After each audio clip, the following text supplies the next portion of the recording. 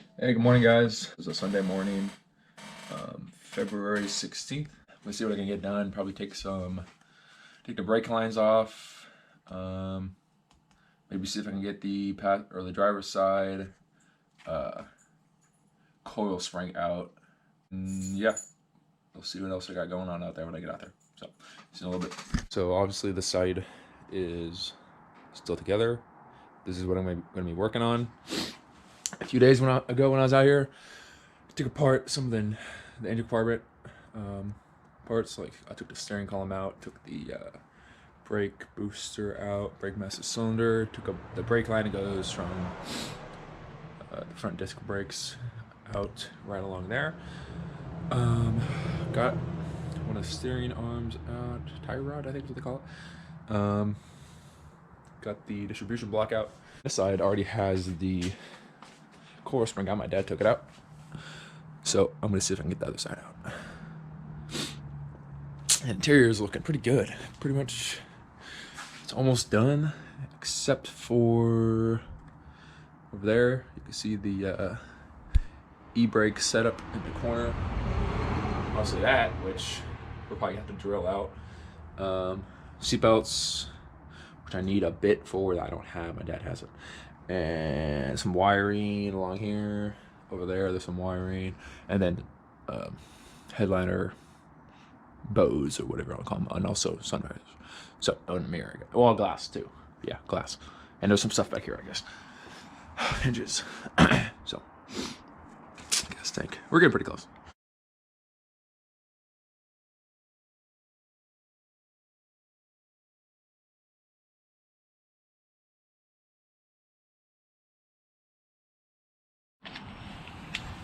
Alright, so I got the steering rack out.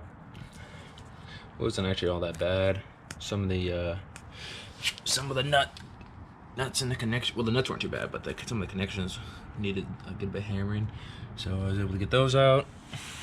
Some of them I still can't get out. Like this one, still can't get that one out. And there was another one. I guess this one I couldn't even get undone.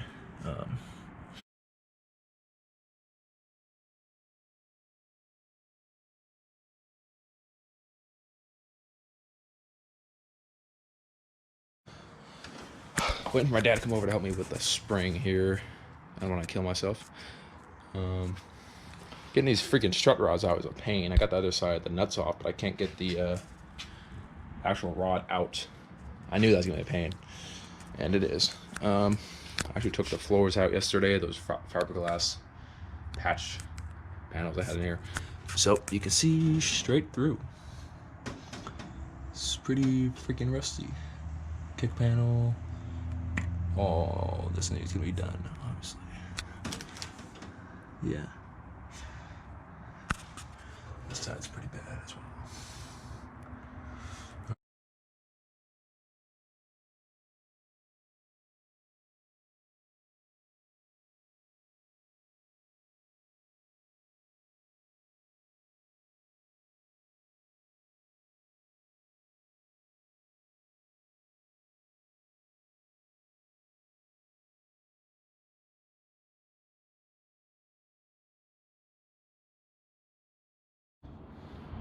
All right, the car's halfway tilted, about 45 degrees. Got the driver's side suspension, A-arms, control arms, strut rods out both sides. Control arms, coil spring, obviously. You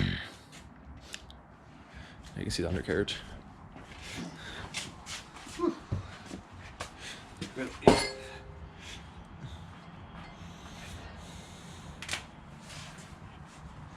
Gonna have to put some sulfur stuff in there, in that crevice there. Keep Yeah. that thing as much as you can.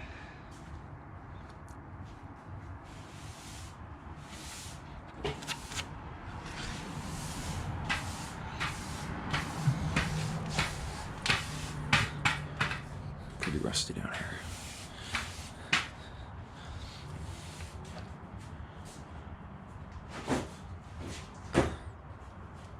Alright, so we got the car on its side, and we're going to start doing some cutting out the metal. Already cut out part of that floor piece where the seat riser is. There it is. Just doing some investigation.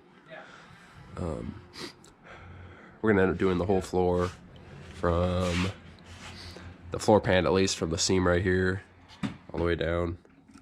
You know, all the way down to the rocker, all the way back to at least here.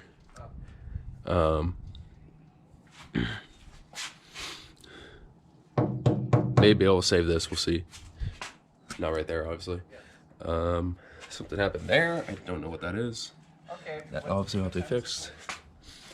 This panel's pretty nice. The stagger shock, which I'm happy about. This is pretty nice.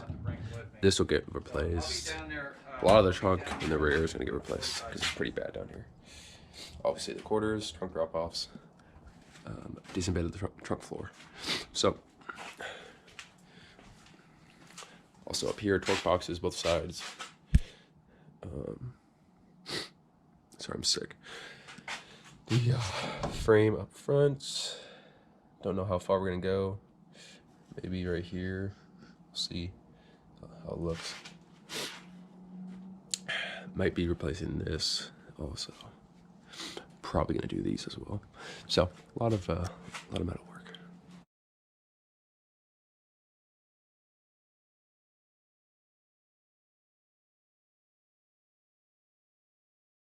Trying to strip off all the undercoating / sound deadener from the inner side of the fenders right here.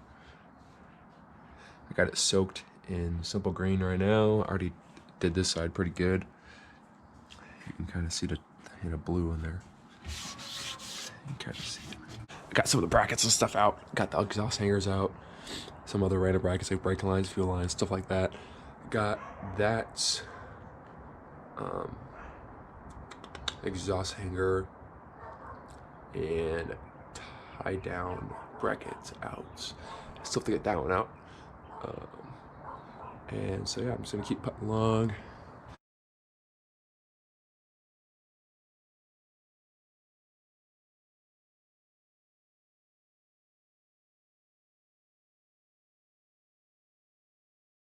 Just give a quick update. It's Friday, 1 p.m. March 14th, I believe. I would say that the driver's side inner fender is pretty much complete in terms of stripping it to the point of like detective work, documentation, so that I can replicate this in the future for when we get the car painted. So as you can see, red oxide here, blue overspray there, more blue inside the shock tower, a lot of blue up here, some oxide down there. I'm sure you can see that, and some, you know, obviously blue right here too. Down here there's blue as well. It's just not as great a condition. Pretty pitted. That lip right here isn't too good. We'll have to get that fixed. But you can see the bottom lip right there. The blue is really nice. All the way down. So, I'll have to draw out a diagram or something for this. Get an idea of how they did it from the factory. And moving on to the back. This stripping this was such a pain. I'm not even done yet. Yeah, I don't know how far I want to go. It's just such a pain to do this because the curvature of the inner fender, or the inner wheel well. I just need like a circular, like a spoon-shaped scraper or something, because it's just a pain in the ass using like a, where is it? Using like one of these. You know, only the two corners touch, right? I can go this way, but there's no room. It's just a freaking pain in the ass. And the idea is to remove the undercoating, sound deadener, or whatever you want to call it, so I can see the original paint patterns. You can see there's red oxide here. all the way up. I'm not sure why that's black. Maybe that's just undercoating remnants. Red oxide down to here. Red oxide here, all the way up. Why that is bare metal? I'm guessing they probably sprayed sound deadener there before obviously painting it red oxide, which is interesting. I'll have to do more research on that. So yeah, it's kind of dark. I'm having trouble scraping this part because it's just the angle, and it's just annoying. This is gonna be taken out from this seam out is gone because it's just pitted on here, rusted. It's just so beat up. So you can see right here, over here, it's pretty bad. But I am happy to say that this whole piece of the inner wheel well is pretty nice. Inner wheel house. And down here, you can see the blue all along the frame rail right here, where they would have sprayed. I'm not sure which angle, back here, to get inside the inner wheel well after applying the sound deadener, which is why there's blue on top of the deadener right here. They did the deadener after, or sorry, they did the painting after the sound deadener when it comes to the wheel wells.